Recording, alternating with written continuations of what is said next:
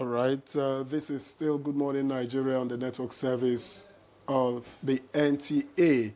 Just before we get into our conversation, let's, on the return of democratic rule to Rivers State, let's join our correspondent, Robinson Derataide, who is in Port Harcourt, to give us an update. Good morning, Robinson. Good morning. Good morning.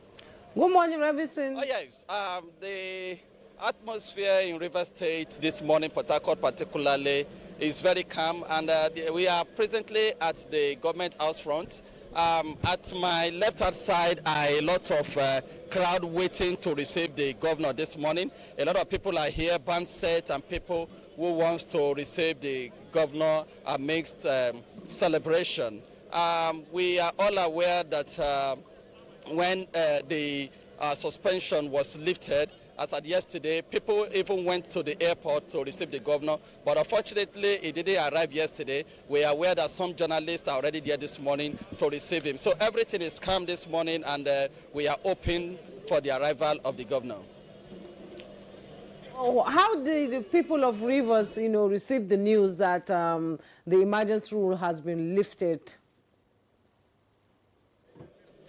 Well, the truth is that the people of River State have been expecting the suspension earlier than now, because I think it was in June when there was a peace brokered by the president between the warring factions, and they were actually thinking that the suspension would have been lifted before now, but the presidency in its own wisdom waited till now before it was lifted. Yesterday when the news broke out that it has been lifted, a lot of people were happy.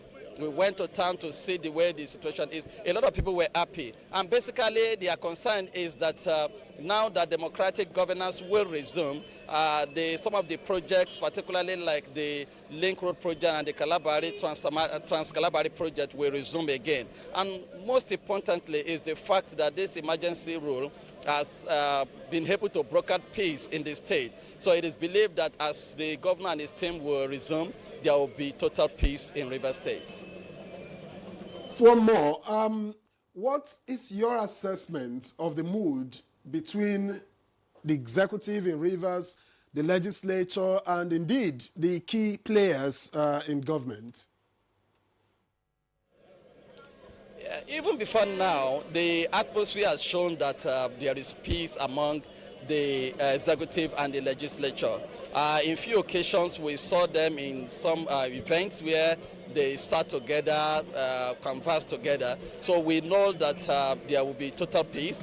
This morning, we have also cited some one or two assembly members around. We have also seen some executives. In fact, I even have here with me one of the government officials. He was an active player in the executive. I would like to also hear his view concerning how the atmosphere is this morning.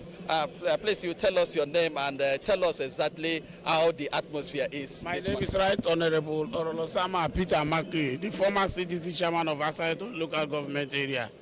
The atmosphere is calm. The only thing that Rivers people are happy. For the past 6 months, we all know what's happened in Rivers State. But as you can see, the joy of the people is like the mandate that was given to their choice, and then is returning back, so everybody is happy. Everybody, very soon, just some few minutes now, you will see that this place, there will be no road. Multitude of souls will come and receive the governor, because everybody is so excited. They are very happy because the development need to continue in Rivers State. Okay, you were part of the executive in the last few years. Tell us, what is now the relationship between the executive and the legislature in the state? By the special grace of God, peace has come to stay, and I believe that everything will go very well, because what we need, the governor really needs peace, and they let peace drive, and at the end of the day, everybody will celebrate. That is what is happening. And then by the special grace of God, that peace will continue till 2027. Thank you. The most important aspect is the peace that has returned to Rivers State, because the crisis hindered a lot of development, hindered a lot of economic development, and now that peace has been achieved, everybody believes that there will be no more crisis, even though there are a few people who believe that the governor may not be able to carry out certain decisions without interference, but it is believed that with the peace, everything will go on smoothly. All right, Robinson Daratede, thank you very much for your time on Good Morning Nigeria. And we hope that when the big news breaks, that you will rejoin us to share with us. Thank you very much and have a great day. Thank you very much. Jumai? Okay, back here in the studio, we have, like I said earlier, we have guests to unpack the return of democracy in Port Harcourt. And seated here in the studio, we have Honorable Ahmed Sajo. He's the former Commissioner for Information and Strategy, Adamawa State. That is the former Gongola State, actually. Thanks for joining us. Thank you very much. And we also have seated here in the studio Dr. Abdulrahman Abu Hamisu, political scientist and public affairs analyst. It's good to see you again. It's been a while. Thank you for having me. Good morning, Nigerians. Good morning, good morning. All right, and joining us via Zoom is Jide Ojo, public affairs analyst. Jide, welcome to Good Morning Nigeria yet again. It's my pleasure, Victor and Juma. Happy New Day. Happy New Day. So, All right, let's begin from here. Let me begin with Ahmed Sajo. 6 months on, what's your assessment of the Rivers situation, bearing in mind the circumstances that led to the suspension of democratic governance and where we are today? Yeah, thank you very much. Good morning, Nigerians. I'm glad that the situation is now calm in Port Harcourt. 6 months before now, there were real crises, misunderstanding among political gladiators in the state. And like we always say, when two elephants fight, it's the grass that suffers. It was the people of Rivers, the governance in Rivers. You remember that it reached a level where state structures were being demolished, where Physical structures were being demolished, and to some extent, some economic life wares of not just Rivers but the nation were also being affected. We understand that some oil pipelines were being blown out, and it was actually getting out of hand. And somehow, mercifully, when reason refused to take precedence in such a matter, the federal government came in. There were actually contentious issues around the declaration of the state of emergency, but one thing was very sure, that it was there was a period like this was required to restore sanity in the system, to bring the warring contending interests, let me put it this way, to sit down and reason that the overall interests of Rivers people supersedes the interests of any gladiator, and for whatever reason, and that there was a need to actually restore peace, calm, and continue with the trajectory of development. But again, we must accept the fact that a lot must have happened within these 6 months. The administrator who was appointed just spoke to the people of Rivers State, and he made mention of the fact that apart from restoring peace, which was his core mandate, he was able to conduct local government elections.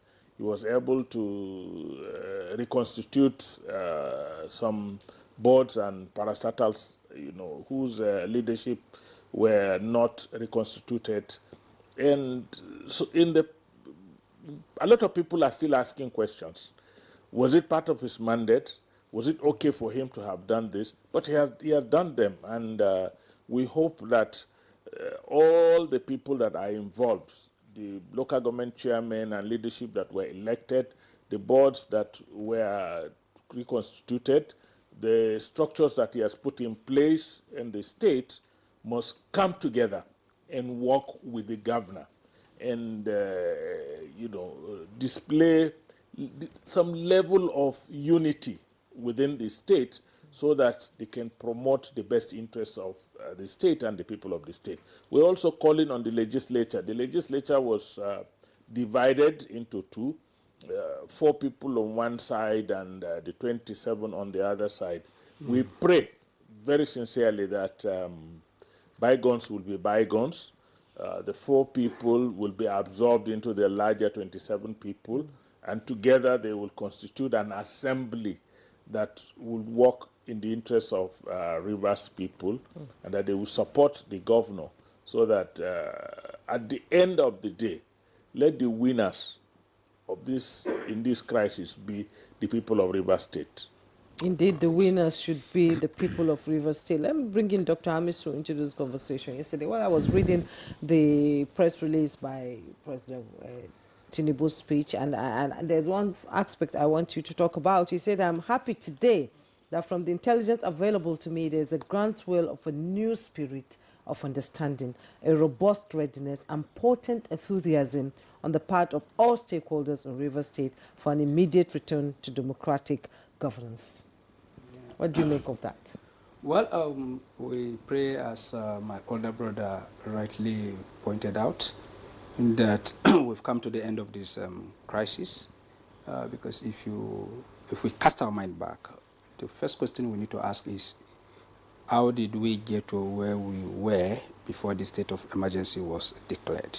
What led to those issues? I think it was battle for the soul of the state by the political gladiators, which spiraled into the legislature that fragmented them along the 27-4 that he mentioned.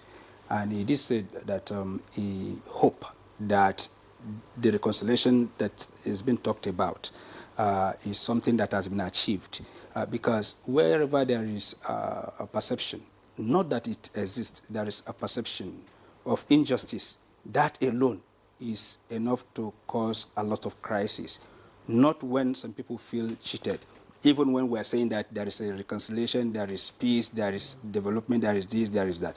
So fundamentally, are they reconciled? Yeah, people are enthusiastic in Nigeria that they wanted democracy, and that is why all of the things that happen in Nigeria, Nigerians are swallowing it. You come to agree with me that what has happened under democratic government in Nigeria has never happened under the, military dictatorship. If you talk about abuse of public office, deprivation that goes with that, and a whole lot of things. But the Nigerians stuck with liberal democracy because they wanted their freedom. So people of Rivers State decided to make a lot of sacrifices to ensure that peace returned to Rivers State. Now, if you look at the crisis itself, it's not as if the people of Rivers State are fighting themselves. No, they are fighting based on their political affiliation, depending on where their meal ticket is, lies, and that is the division. So, yeah, the people may be reconciled.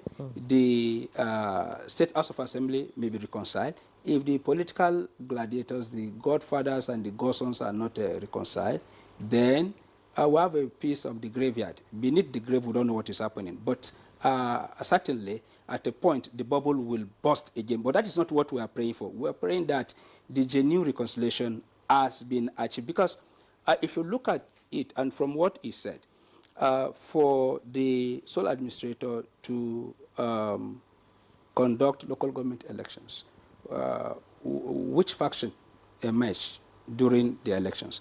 Is it an aggregation of persons that cut across the opposing forces that are fighting, that were harmonized as a position and presented? If yes, then there will be a semblance of peace. But if it disadvantages one group against the other, then it will lead to one thing, what I would choose to call cliquism. There will be clique within the government, because now the larger part of power is with us, so we can do whatever we like. And the other group will not fold their arms. And before you know, bickering will return. Then before you know again, you start having skirmishes and conflict. And so that is why we're saying that, yeah, from his broadcast is good on the face value. The cameras have taken it. He has praised himself that he has delivered. But again, is this peace sustainable? I think this is what we need to look at. And as he said, I will appeal to everybody, especially the governor, because it takes humility to return back to government after he was removed the way he was removed. And it takes the love for his people to do that. So I want to urge him to continue on that trajectory, because if his concern is about the love of River State and the love for the people of River State, he should be able to take a lot of things and then be able to pilot the affairs of the people and get the best for the people that he said he's fighting for. I think for me, this is the way forward. All right, thank you very much. The way forward, Dr. Abdurrahman Abu Hamisu. Now let me get to Jide Ojo.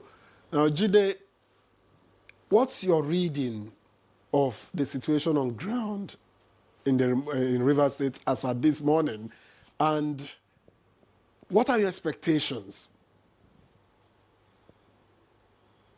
Thank you, Victor.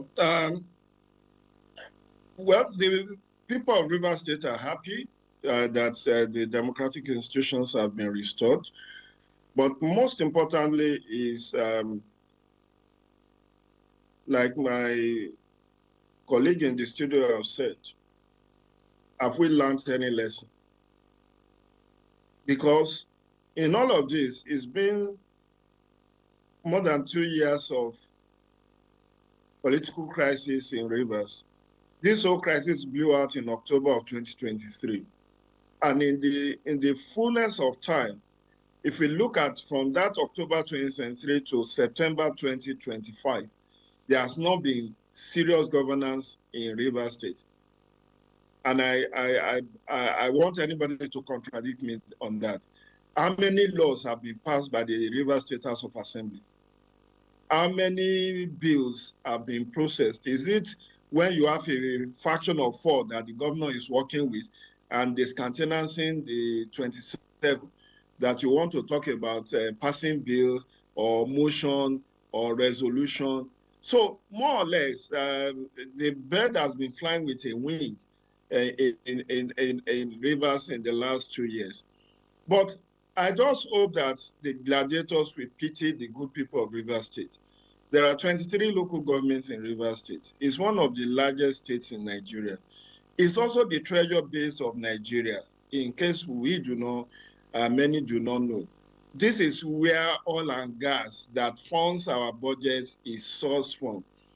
It's one of the 9 Niger Delta states where we source our crude oil, our gas, and it brought billions of dollars into the coffers of federal government to operate its budget.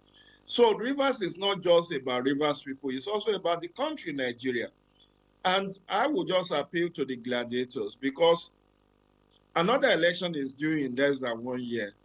I mean, the kickoff of the next election will be in less than 6 months from now, when the INEC will issue notice of election, and then you have politicking taking sway. So I would just urge Sim Fubara to lick his wound quietly and ensure that whatever is remaining of his administration is able to make impact. Because at the end of the day, nobody will be talking about the government of the Godfather. They are going to talk about government of Fubara.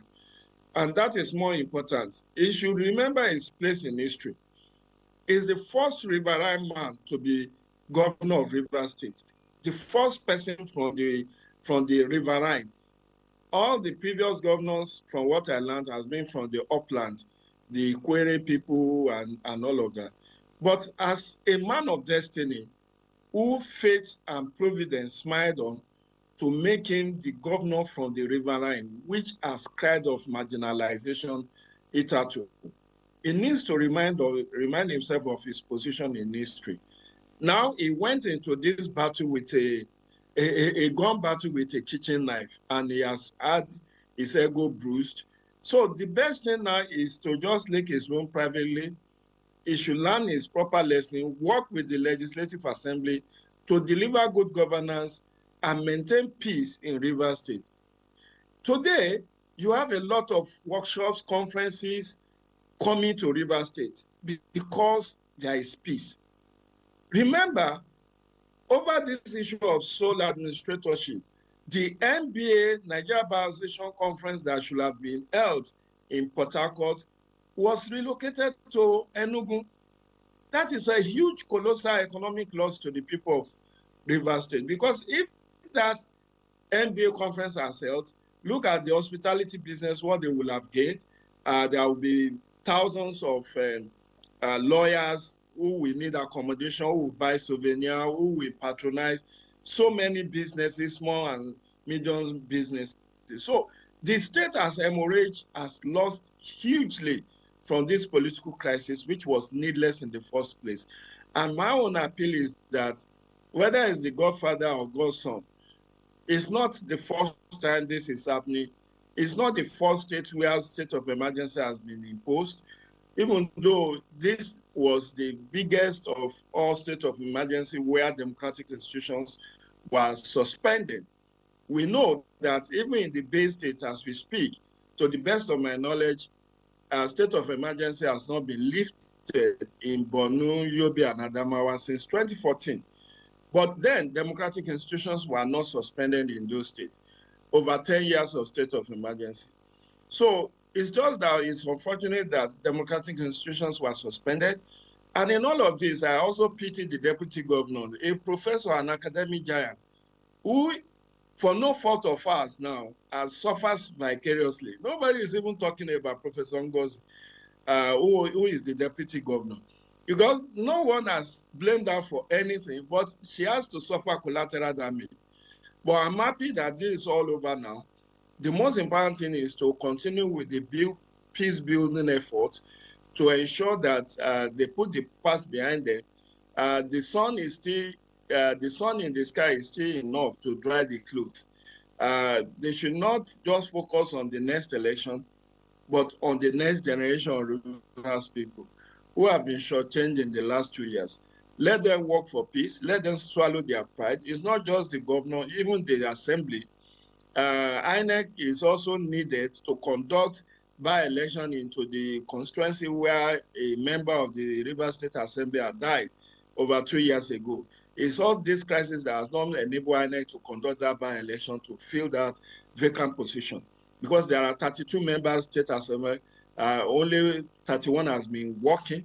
By and large in the last 2 years. So INEC will still have to conduct a by-election into the office where one of the members have died. And that is why it's important for INEC to also take up that responsibility urgently so that they can have proper representation in the State Assembly. So it's not just the governor or the deputy governor, it's also the Assembly who has also been very intransigent and was hell-bent on removing the governor, which also precipitated this state of emergency because as at the time the governor was suspended, the assembly was suspended in March, the governor has tried to even represent the 2025 budget. If you recall, on 2 occasions, he had tried to represent the 2025 budget in line with what Supreme Court decided. But the assembly were not receptive. They were not willing to host the governor. So if we are to blame anybody, the blame can go around both the assembly members and the governor and then the godfather. But the most important thing is that I hope proper lessons have been learned. A lot of losses that have been incurred, economic, political losses and all of that. So let's put that behind us. A government will continue, a government exists in continuum. So I want all them not to be blinded by the politics of succession. Who is going to get tickets? Who is going to win in 2027? Because that's the irony. You can see that even the campaign for 2027 has begun in earnest. So this is not the time to engage in needless campaign. This is the time to focus on good governance to make sure that the people of the Rivers State are compensated for the enormous time that have been lost on ensuring that they receive the democracy dividends. Okay, thank you so much, Jide Ojo, for your opening comments there. You've raised some pertinent questions, and we are returning to Port Harcourt now, where Robinson Derrida is waiting. Robinson, if you can hear me. Okay, it's like you've changed location. Yes, I can hear you, please. Yeah, you've changed location. You're in the middle of the town. I can see So what's happening in town now? Yes, I've changed location. I'm now at Ikwere Road. Ikwere Road is a popular area in the city of Port Harcourt where we have a lot of businesses and transporters. I changed location so that I will be able to give you situation report in the city. As I speak to you, everything is moving on well. If you look down there, you will see a lot of vehicles and some businesses around. Everybody is calm. And of course, you will realize that in the last 6 months of the emergency rule, the whole thing had serious impact on businesses. A lot of offices, a lot of events that should have held in the state were unable to hold because of the emergency rule. But now that it has been suspended, there is this joy in the heart of business owners and also everybody in the city that democratic governance has returned and businesses will move on well again.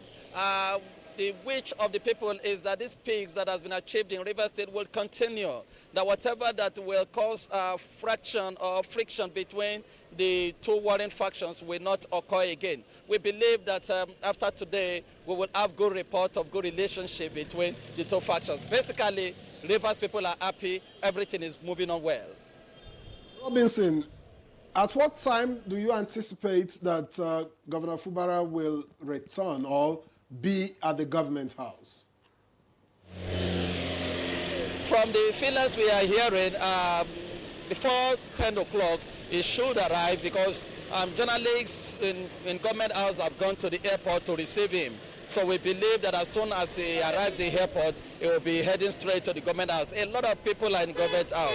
In fact, that time we return back to government house, I'm sure everywhere will be filled up. People wearing different attires, dancing groups and all of that are there waiting to receive him. So basically before 10, he should arrive. Our security situation too is perfect. Within the city, you could hear the sound of sirens and all of that. So everything is perfect, waiting for his arrival. Okay, Robinson, thank you so much. I am sure we'll return to you before the end of the program if there's any update on the return of the governor and how things are going to roll out. Thank you, Robinson. Thank you. So we'll return to the studio. Ahmed Sajo, now that democracy has been restored, what immediate steps do you think the government should take to rebuild the trust with citizens? Yeah, I think the first thing they need to do is to ensure that the institutions of governance, the executive and the legislature, are established firmly and swiftly. We may not know what would have happened to the executive, members of the executive cabinet that were in place, because when the emergency rule came, the mention was of the governor, deputy governor, and the House of Assembly. Whether the members of the cabinet would also become some kind of collateral damage in trying to contain the situation, we don't know. But that an administration must be established swiftly and immediately. If the system permits the governor to return with his cabinet, let the cabinet begin to work immediately. If the system demands that a cabinet be re-established afresh, let that cabinet be established immediately. The House of Assembly, you heard what my brother Jideo just said, that in the crisis, one of the things that suffered most was the legislative process. No bills were passed, no resolutions, no motions were respected by the executive, even when they were passed by the legislature, because we had two legislative houses, contending over the same process. That should not occur. The legislature must sit swiftly and realize that they have lost time, fighting. Now it's for them to actually make up for lost time. We expect that the agencies of government that were stabilized by the sole administrator would have their mandates streamlined in such a manner that they deliver to the people. At the end of the day, what the people of Rivers expect is service delivery. Whatever you say, whatever fight, whatever misunderstanding you do, the important thing is that the people require service delivery. Now it's time also for the governor to, let's even assume that, you know, the budget sent by the sole administrator to the National Assembly, how is it, how relevant is it under the circumstances? Is it actually now, you know, the budget that the governor will have to come and utilize in governance, or will there be a need for him to now send in a fresh budget to the State House of Assembly and work with? So we have a lot of issues that needs to be settled very swiftly and quickly, so that service delivery to the people of Rivers would be the key, you know, component that will restore trust and confidence. Then again, you know, the governor in particular must be careful of some advisors who may encourage him to still be combative. It's not all the time that somebody dies and returns. Practically, he has gone, and now he has returned. What he should do is to reflect very deeply as to what had happened. Where are the people that were talking to him when he was governor, urging him to take certain actions? Where were they immediately he was out of that office for a period? They would have disappeared. Then secondly, he has to learn to be very accommodating and very forgiving. There may have been people also who may have taken the advantage of his absence to have done one or two things or said one or two things that could be hurtful. Now that he has returned, he should not bother about that. If he begins to say, look, I am going to take my pound of flesh. When I left government house, you did this, you said this, he will again drag himself backward.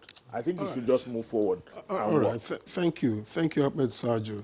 I'm just wondering, while Ahmed Sajo spoke... Can we remind our viewers to send in their response, the text messages on WhatsApp, so that we can read them out to our guests here in the studio, and if there's a response, it will be responded to. All right, thank you, Jumbai.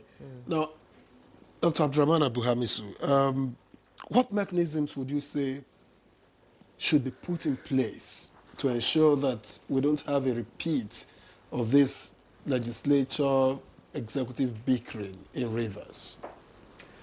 Well, it all depends on the character of politics in every state. And what I mean by that is simple. There are states in this country that nobody can impose any candidate on the people. The people go to poll and they choose their leaders. And in that circumstance, they will tell you they don't want this leader because the leader has not performed. So they wait until the end of the tenure. But above all, politics is all about interest aggregation. It's a give and take thing, especially when you have liberal democracy. We have a recurring decimal in our own democracy where you have political financiers that we call godfathers. You present yourself for an election, you don't have money to bankroll your campaign, and then they bankroll your campaign. And they will insist that they will appoint all the commissioners, or they will tell you they will appoint the most lucrative commissioners for the most lucrative ministries.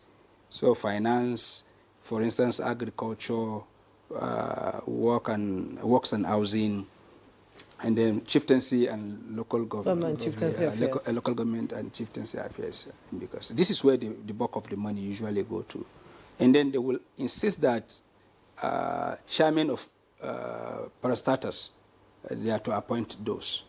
Now, if as a godson you accept all of these before election, and then you want to assert yourself after election, this is where the crisis usually come about.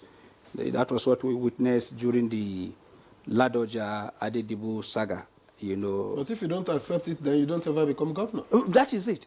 So, and that is why we are saying that, and that was what I was hinting at mildly when I was talking that the governor needs to forge ahead.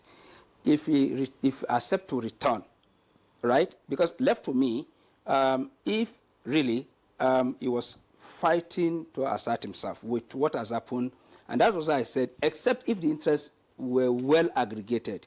So, for instance, his men are part of the new local government chairmen that have emerged. But if the entire local government has been handed over to the other faction, so what is he coming to do?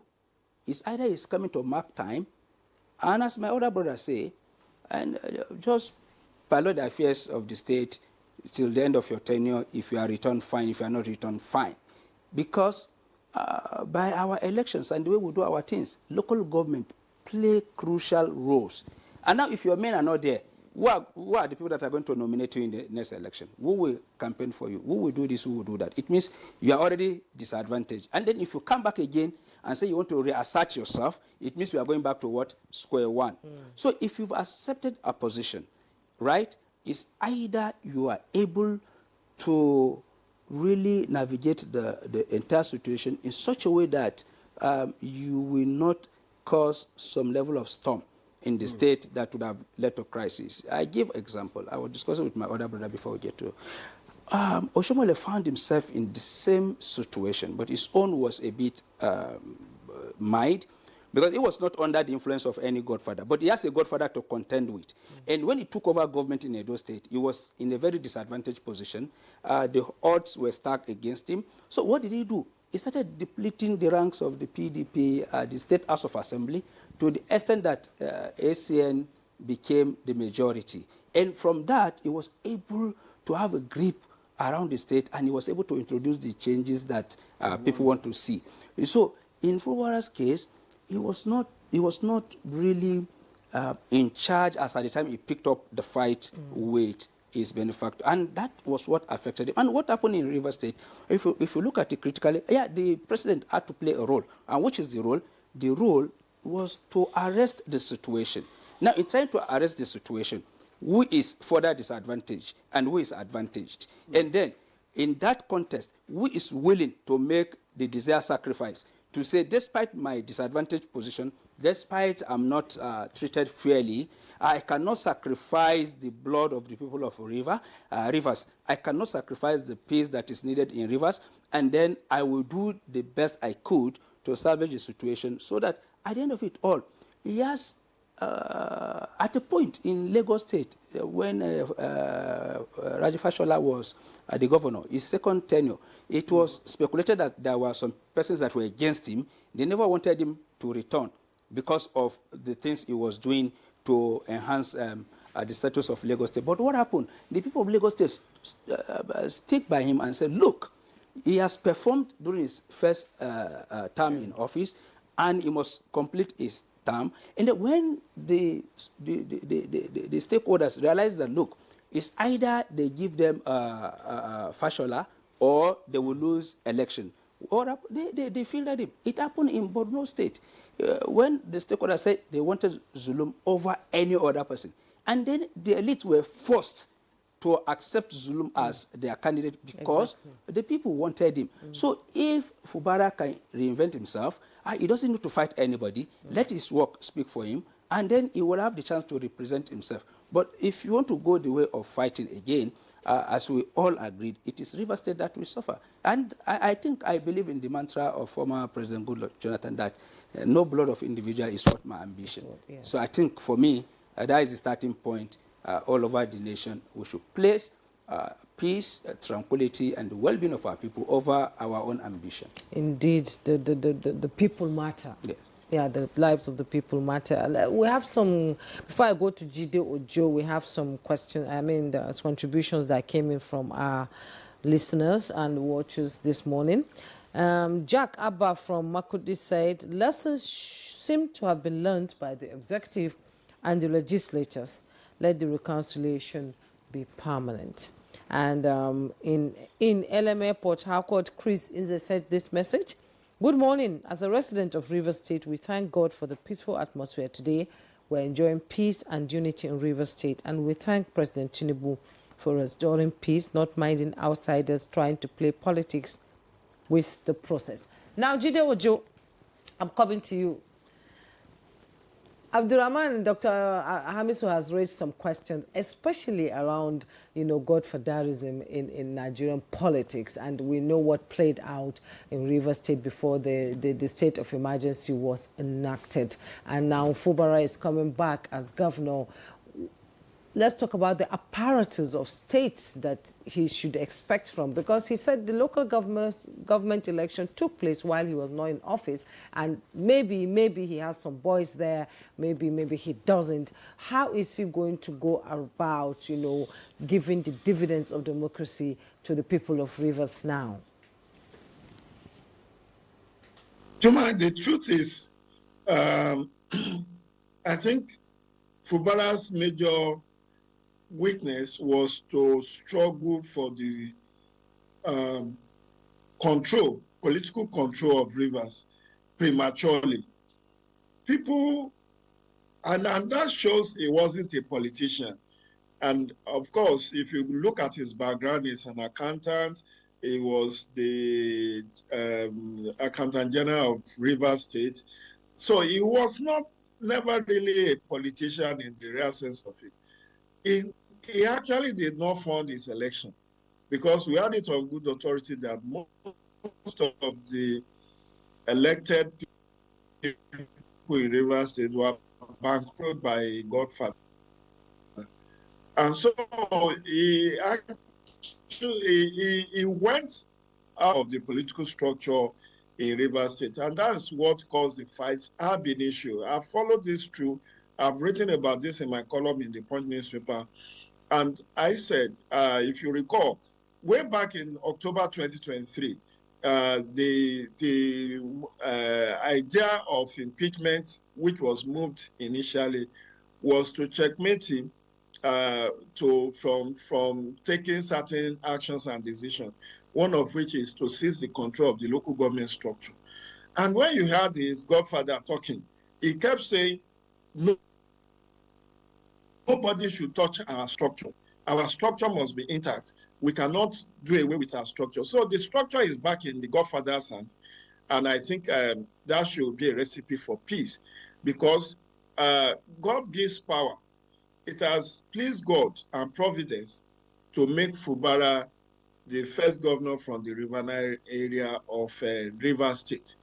And he should understand his role in destiny, that even against all laws, he emerged as the governor, because he wasn't even in the equation ab initio. But the Godfather zeroed on him because he felt he's a lawyer and honest aide. And over and above those who are angling for that position, he chose him. And that's why the Godfather felt betrayed, that in spite of all the enmity he has incurred in choosing him as his successor, that the Fubara betrayed him. Well, it is in the nature and character of Godfather politics for them to be betrayed. We have history is replete globally about this Godfather, Godson, and in Nigeria, it's in every zone that we have seen that happen. In Zamfara, it happened. Mahmouda Shinkafi and Abdulaziz Yari, Yerima. It happened, which cut short the re-election bid of Shinkafi. We saw that in Oyo State. We saw that in Anambra. We saw that in many other places. So the bottom line is that if you cannot stand the heat, you don't go near the kitchen. It is in the nature and character of political godfathers to ensure that they put you on a leash. They don't want you to run around and do as you like. You cannot claim any independence of your godfather. And that, I think, is the number one lesson that Fubara must have learned. So if he behaves himself and he ensures that he endears himself to the people of Rivers State. Perhaps the scenario that was painted by my brother Abdul Amisu in the studio will replay, where it will be the people of Rivers State that will even demand that Fubara should come back. Because even 1 year, you can do a lot within 1 year. Just know your limitations and don't let anybody egg you to go into a gun battle with a kitchen knife, an incantation to aid yourself. The bottom line is that you accepted the terms and conditions for your nomination. There are the official and the unofficial terms and conditions. And if you know that you were chosen over and above more privileged, more political heavyweight, then you have to understand that you cannot be your own man in this kind of situation. So, lessons learned, the most important thing, don't bother too much about your re-election. Just do what the people need. The infrastructural deficit that has been the bane of Rivers, particularly in the last 2 years, you need to see to it. You need to see that the system, the governance system is working efficiently. The local government structure we are talking about, there is a Supreme Court decision that the funds meant for local government should go directly to them.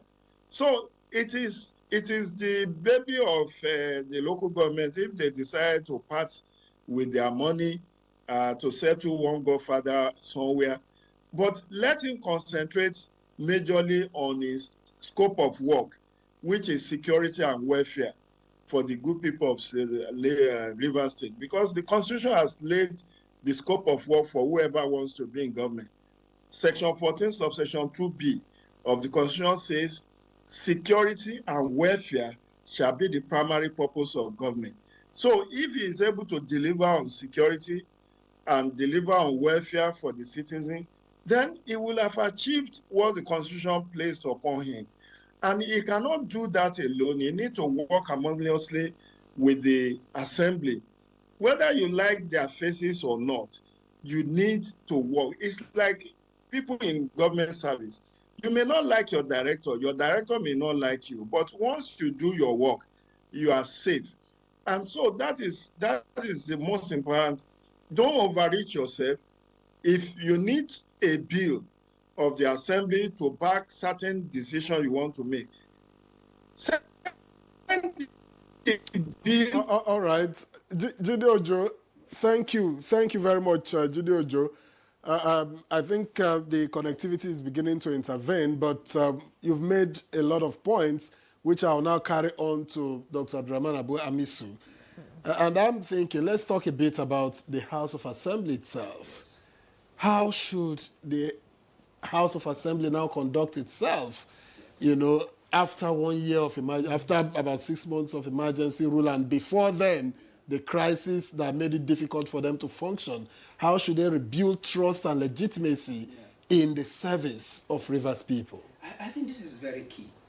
I think it's one of the key areas that we've been overlooking. You see, the issue of legislation is not about personal interest.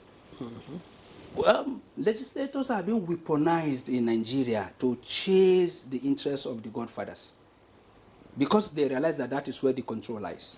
They are the people that can impeach the governor, that can... one of the things that my brother Jide Ojo is forgetting to bring to perspective when he's making his comment is the fact that the fight between godfathers and godsons has to do with performance and non-performance.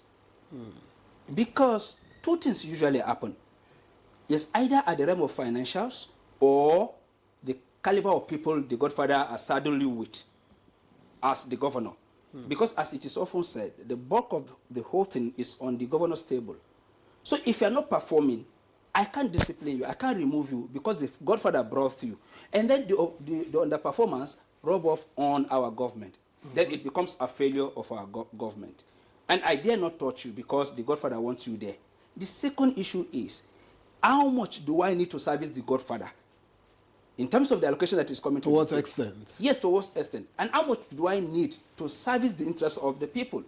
Now, where the fight usually erupts is when the godfather is overtly too greedy. To the extent that there are times that a governor will be required that, okay, any contract that is more than 50 million, he cannot sign it as the governor. He can't give it to anybody he feels will perform. He must give it to the person that the godfather has nominated, or he can't sign it. How can I be governor? I'm accountable for all the billions that are entering the state, and then by law, I am not restricted, but somebody is restricting me.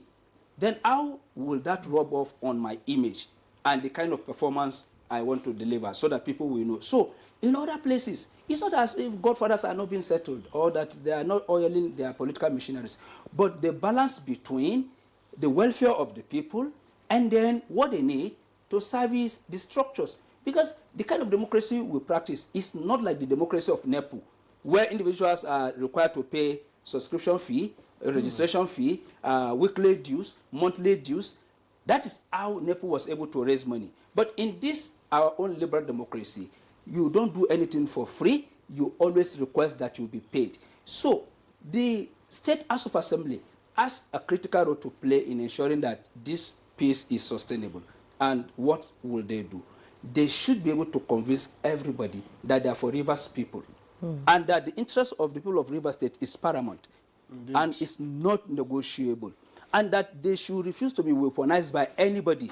They are old enough. I wonder, as people that have attained 40, 30, 50 years, that somebody somewhere is controlling you and that you can't even reason to balance between what the people want and the individual interest of the person that is using you to fight. In that situation, you are no longer in control of yourself. You are fighting another person's war, which is not even good for their own image, and it is not good for Rivers State. So going forward, they must be able to convince everybody, including the governor, that whatever they are doing it in good faith for the interests of people of Rivers State, not for their own personal interests. Or okay, Dr. Hamisu, thank you so much. I hear that our other guest, Ankyo Briggs, a human rights activist, is joining us now. If you can hear us well, how would you sort of describe the experience of Rivers State under 6 months of emergency rule, in your opinion, as a human rights activist? First of all, I think it's necessary to make it very clear that the problem we have in the politics of Nigeria is the simple fact that we, the electorate, the people, have decided to accept that somehow politicians, a governor, a senator, a president who is leaving office has the sole right, has been endorsed with the rights of the people to choose who's going to replace them in the name of godfatherism. I do not accept the issue of godfatherism. If we accept godfatherism, then any Tom, Dick, and Harry can become the governor or the president of Nigeria. And it seems that that is what is taking place. In Rivers State, there was no issue before the suspension of the governor, apart from the fact that the governor and the former governor, the FCT minister, who seems to be holding two positions, the political leader, as it is claimed, of Rivers State, and whomever he claims he has chosen to govern Rivers State. Therefore, it seems like he is having a third tenure. He cannot, and let me also make this clear, in Rivers State politics, people outside of Rivers State may not appreciate this or understand this. We have a political dichotomy in Rivers State. And that political dichotomy is upland and riverine. So when an upland person, Dr. Peter Odili, Rotimi Amechi, and Nyesom Wike became the governor of Rivers State back to back, they did not become governors all on their own, people voted for them. It's not only their ethnic nationality or the region they come, the dichotomy they come from. The riverine people had to have voted for them to also become governors of River State. For 24 years, the governance of River State has been upland, 16 years to the Ikwere ethnic nationality. This is the truth of what is happening in River State. So when Similar Efobra or any other riverine man or woman becomes the governor in River State, it is not a favor by the outgoing governor. There is no way to express this than the way that I have expressed it now. Now, coming to what transpired in 2023, whatever arrangement that Similar Efobra may have gone into with the Federal Capital Territory Minister, it's not binding on the people of River State. It's not binding on me. It's not binding on the electorate. It is binding one to the other, which is the governor of River State and the former governor of River State. Now, Nyesom Wike governed. Nobody interfered with him. Nobody, absolutely nobody. I, that I'm speaking now, was in support of him throughout his 8-year tenure. So the fact that he chose to support a riverine man is a right for Rivers people and the riverine people in particular in this instance. So if it therefore means that he must tell the governor what to do, which is godfatherism, I disagree. And that is what has brought us to where we are today. Because you hear the people who support the former governor of Rivers State. No, there is nothing like supporting the former governor of Rivers State. Because I think let's say we've moved past all of these. We are now trying to build peace for the people of Rivers, which you are speaking passionately about. And so I'm asking, what is the way forward? How do we make progress after the 6 months of suspending the executive and the legislature and key players? How do we make progress from here? Well, I am not a politician, but I am an individual that has a right to know what politicians are doing in my name. I don't have to agree with what they are doing if it's not in the interest of the people and the state of Rivers State. Now, the way forward, look, what is the way forward? That Fubara should agree to whatever he has agreed to, whether it is in the interest of Rivers people or is not in the interest of Rivers people. He was suspended. A man with a military background was brought into Rivers State, who never interacted with the people of Rivers State, who didn't know the issues of Rivers State, who appointed his kinsman from his state to run a local government election while the governor was suspended. Every project that Governor Similar Efobra started was kept on hold. He couldn't even finish in 6 months a project that Fubara was already finishing, i.e. the legislative, where they carry out their job for us. All of those things were kept on hold. But in the meantime, you had a man who was collecting our resources every month from federal government, who also conducted local government election. So now the question is, in all honesty, what do Nigerians think? How do Nigerians think that Similar Efobra is coming to perform? We can't know if he can perform or not perform after the suspension has been lifted the way he was performing before the suspension. And so we will have to wait and see. But the truth of the matter is that just because he has been called back does not give us the confidence that things are going to move right for the people of River State, and that real governance, true governance, development will come to Rivers State. A lot of damage has been done to Rivers State in the past 6 months.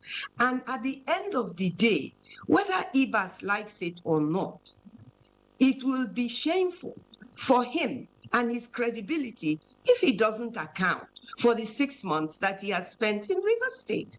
We have a right to ask, what did you do? What did you do? What did he do for us? He did absolutely nothing for us. He had no projects going. He didn't finish any project. With everything is in a mess in Rivers State. Okay.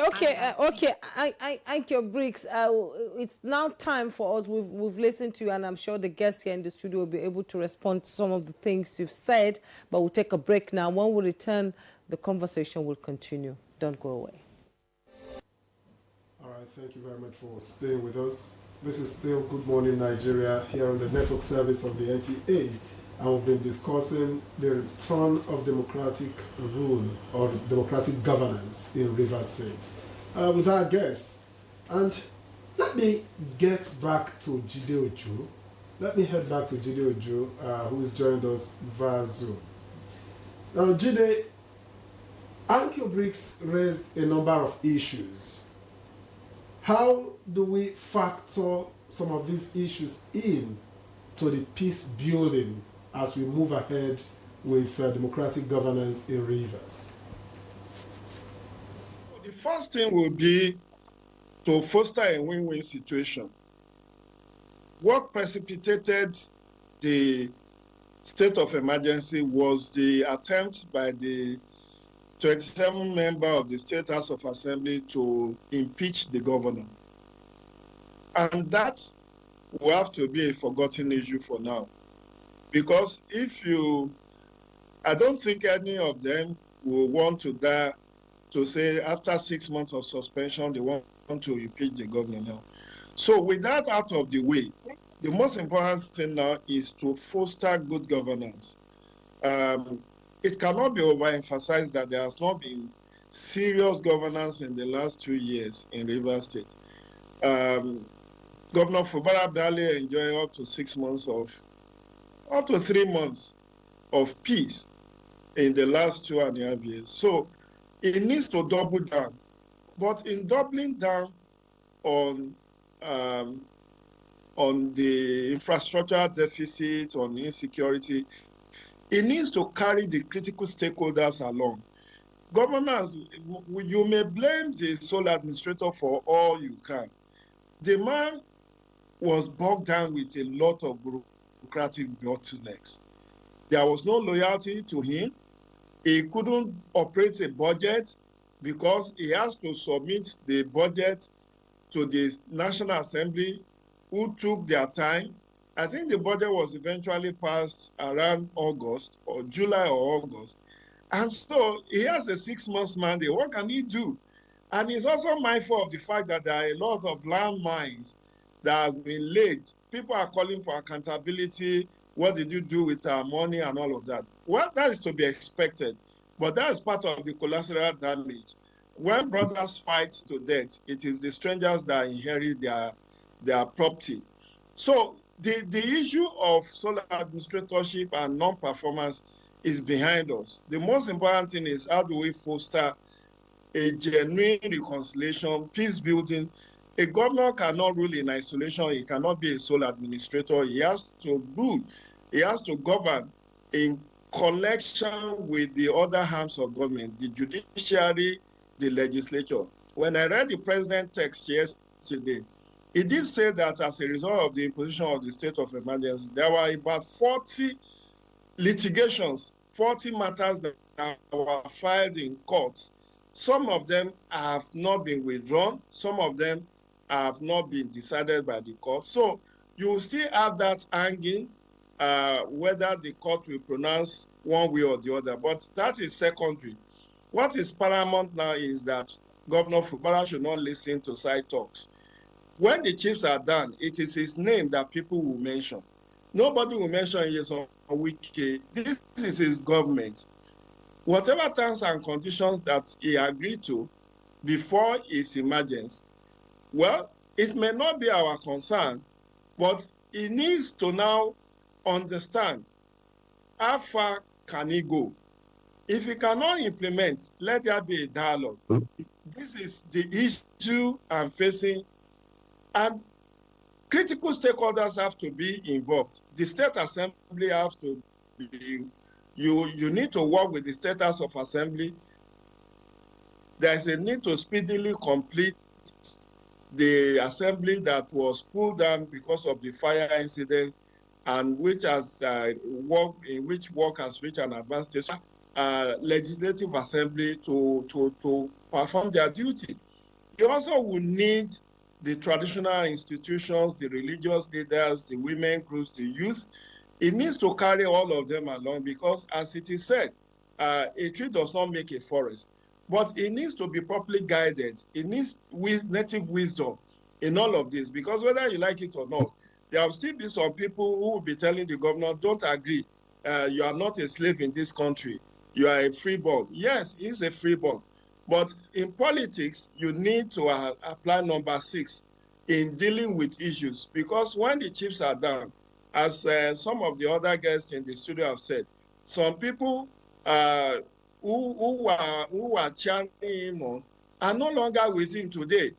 They have severe relationship with him because their bread is no longer being buttered from their side.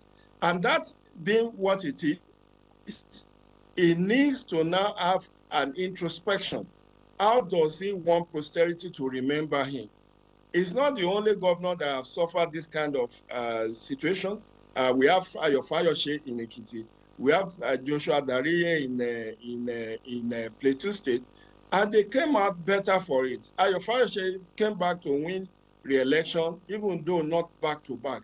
And I think Joshua Dariye eventually did 2 terms in Plateau all right, State. Jide Ojo, thank you very much. So we have to interject at this point, just so that we could get across to our man around town in Port Harcourt, Robinson Daratede, to give us an update from where he is at the moment.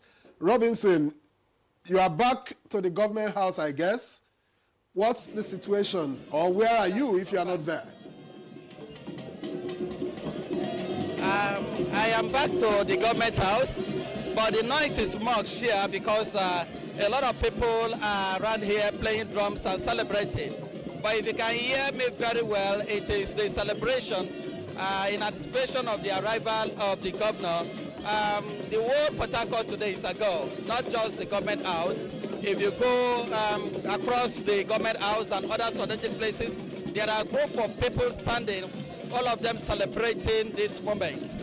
It's a moment that Rivers people have been waiting for, even though most of them expected that the suspension would have been lifted before now. And a lot of politicians, including people from the 2 factions, are here. This is to show that there will be total peace in the state. As I speak to you, I have cited some of those former local government chairmen. I have cited some of the assembly members, and there are people around. So obviously there's going to be peace. I have also here with me Marvin Yobana. He was the former chairman of Thai local government. So tell us exactly, now that peace has gradually returned to River State, how do you think we can cement this peace, especially you being a politician? Well, first of all, let me thank Mr. President for keeping to his words. And also let me thank the governor of River State for towing that part of peace. And also thank the Honorable Minister for the FCT for towing that part of peace. It lies in the hands of the legislators in River State to have a working, harmonious relationship with the executive and to ensure that the programs of the governor that is tailored toward uplifting the lives and well-being of Rivers people is continued. For the past 6 months, there was no governance in Rivers State. And as we speak today, you can see Rivers people are joyful all over the streets in Port Harcourt, everywhere. It shows that the governor's people-oriented project, which he has tailored as Rivers people first, is something that the people of Rivers State has accepted. And the governor is grassrooted. So, the political leaders have resolved. So it is left for Rivers people to unite, stop throwing tantrums, and sustain this peace. Just as he has said, especially the dichotomy between the upland and the riverine in politics, people said must be played down, because this will continue to cause crisis if it is not played down. So we believe that politicians, through their leaders, will also talk legs in public places so that there will be no much issue. Finally, before you go, I want to ask you, particularly on the side of the upland riverine dichotomy, how do you think this should be addressed now? Well, as we speak, it is in only Similaye Fubara's administration that you cannot find upland and riverine dichotomy. Everybody is treated as one rivers. That is what we are. So there are no issues to that, riverine or upland. We have accepted that we are rivers people, and right now there is no part of River State, apart from Bonny, that you cannot access by road. And very soon, rivers people can access Bonny by road. So it's something that we need to create the enabling environment for governance to strive very well in the state. And that is what the governor is doing, and the people have accepted it. The governor's support is organic. You can see market women, different people coming here. You know, so this government has been accepted. It is left for the legislators and the executive to work harmoniously. That is all we want. We are still awaiting the arrival of the governor, and the filler shows that before 10 a.m. the governor may likely arrive. But for now, celebrations everywhere.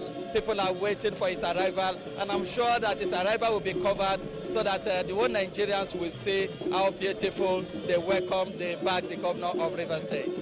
Okay, thank you so much, Robinson. We can feel the vibe here, actually, and Victor is also, I think he wants to dance to the music, actually. Join the celebration and bring us the news. Yes. So back here in the studio, you know, the upland down dichotomy, or whatever it is they call it, a governor cannot rule alone. He needs the people to move with him at the same time. So now, what roles should traditional rulers and community leaders play in preventing political crises like this in the future, especially in Rivers State? You want me to be honest with you? Yes, absolutely. There's no role. Why? Because the structures of governance are the key players in this process. No matter what you do, there are structures that have constitutional responsibilities. There is no traditional ruler or community leader that will come and ask you not to perform your constitutional roles. And, you know, we must look at two things. For all those people that are saying, for 6 months there was nothing in Rivers, there was nothing in Rivers, I don't want to believe that. It's within the 6 months period that we have been able to achieve the peace we are today celebrating. Everybody will tell you there was nothing that happened, but that peace had been restored. Then the restoration of peace, was it not part of the governance process that took place within the 6 months? Let us be honest with ourselves. You see, we have had two types of emergency rules that we've experienced. I was part of one, so I understand what it is. There are emergency rules that have happened in this country where the governors were removed. There were emergency rules that have happened in this country where the governors were not removed, but that the states were under emergency rule. Yeah. In both cases, the government at the federal level had made everybody to know that the emergency rule is for an instance, 6 months, that can be renewed. This was how this one too was said. So the president of the Federal Republic of Nigeria could have renewed this for another period of 6 months, based on the mandate he was given when the National Assembly accepted the emergency rule in the first instance. So if the situation had not abated to a level where we now have peace restored in Rivers, yesterday the story would have been different. All right. Then, but let me come to where... Just in a moment, because we are going... Yes. We are closing shortly. But let me come to one thing that is very key. Fubara was have to be very careful, because in the course of the 6 months, the political dynamics of the state has changed. The local governments now are populated by majority APC. He's a PDP governor. The House of Assembly, if not for the litigation that took place, The members had already indicated their interest to join the APC. So he is going to be a governor in a state under a minority party, no matter how you look at it. Okay. And that is a serious trap. All right. Thank you. Thank you, Albert Sajo. Let's quickly head back to Port Harcourt, where we have Ankyo Briggs. And I'm asking you, just before we round off this conversation, how can community-level trust now be rebuilt after this emergency period? How can community level be rebuilt across board to ensure that the people give their support to Governor Siminala Ifubara to carry on with his work? Governor Siminala Ifubara has the majority support of the people of Rivers State. Full stop. There is no arguing there. The people that are in support of the FCT minister, a PDP former governor now working with an APC government, but is still in PDP, does not need to have supporters while we have a government in place. Yes, he played a role in picking Siminala Ifubara. No one has ever denied him that. What it is that the role he wants to play moving forward as an FCT minister and also as a politician in Rivers State is not for him to govern Rivers State. And there has to come a time when some of us would have said all that needs to be said about the positions we have taken in our state, not the political interests of either APC or PDP or any politician in or out of Rivers State, but in the interest of the state and the people of the state. To say that Fubara should conduct himself according to whatever terms he has been given will not be in the interest of Rivers people. And one thing I do know is that when you have taken a position, like someone like me, when I have taken a position and the majority seems not to be with that position, you have to accept it, fold your hands and just watch. And in the future, just say, I told you so. So to say that all of this thing is about Fubara succumbing to his so-called godfather. Fubara has a father, he has a mother. Wike is not his father. And Fubara will leave government. When he leaves government, will he still... Ankyo Briggs, our time is almost up now. We have to get the final thoughts from our guest in the studio. Thank you so much for your contribution. She's joined us from Port Harcourt via Zoom. We appreciate your input into this conversation. Thank you so much. Jide Ojo, I'm coming to you in 30 seconds. Let's have your final thoughts. What's the way forward? The way forward is to run an inclusive government. The women, the youth, the traditional institutions, the religious leaders, the state assembly, the judiciary, all must work together. It's a system, it's a governance system, it's not a sole administratorship. So Governor Fubara would do well to carry all the critical stakeholders along if he wants to succeed. And that, for me, is the pathway to peace. Jide Ojo is joined us via Zoom. He's a public affairs analyst. We appreciate you as always. My pleasure. Dr. Hamisu, your final thoughts. So for me, if I were Fubara, there will be one thing that will guide whatever I'm going to do, the decision I will take going forward. And that is that the resources of River State must be used for the interest of the people of River State. Whatever structure that will constrain me, is either that structure will give way or I will give way. Because at the end of it all, it is my government. All right, thank you. And Ahmed Sajo, final word in 10 seconds. The final word is that the people of River State expect service and that the leadership, whatever their political affiliation, whatever their interest, must subsume it to the greater interest of the people of Rivers. Well, I'm sure more feelers will be coming from Rivers State as the day goes on when the governor finally arrives Government House. Thank you so much for watching Good Morning Nigeria today. I am Jumwa Yusuf. Well, not before we thank... Well, yeah, I was rushing, looking at time. Actually, Dr. Abdurrahman Abu Hamisu, political scientist and public affairs analyst, thank you so much for coming. And Honorable Ahmed Sajo, former Commissioner for Information and Strategy, Adamawa State, thank you so much for coming. Thank you. The My producer pleasure, keeps always. saying, time is up, so our time is up. All right. Thanks for watching. You are Jumma Yusuf. I am. And I'm Victor Azu. We'll see you again tomorrow. Bye-bye.